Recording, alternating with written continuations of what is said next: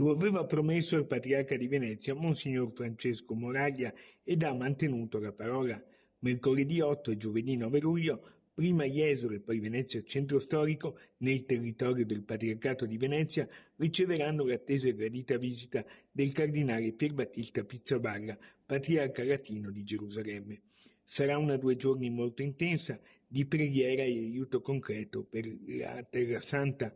Mercoledì 8 luglio, dopo il saluto istituzionale alle autorità civili e militari, la mattinata dell'arrivo, la prima giornata proseguirà a Jesolo. Qui il cardinale Pizzaballa presiederà una Santa Messa solenne nella chiesa parrocchiale di Santa Maria Ausiliatrice, insieme al patriarca di Venezia Francesco Moraglia.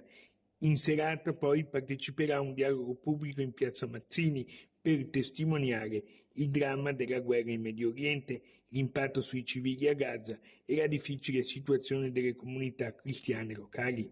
Il giorno successivo l'appuntamento di fede si sposterà a Venezia nel complesso della Salute. Il programma prevede una celebrazione nella Basilica della Madonna della Salute, il santuario più caro ai veneziani, aperta a tutti i fedeli, oltre al clero e gli ordini religiosi, seguita da un momento conviviale con il seminario patriarcale e i sacerdoti. La visita, come spiega la nota del patriarcato, punta a rafforzare il legame e il sostegno della Chiesa di Venezia verso il patriarcato latino di Gerusalemme, dando continuità alle iniziative di preghiera, pace e aiuto concreto già avviate in diocesi a favore della Terra Santa.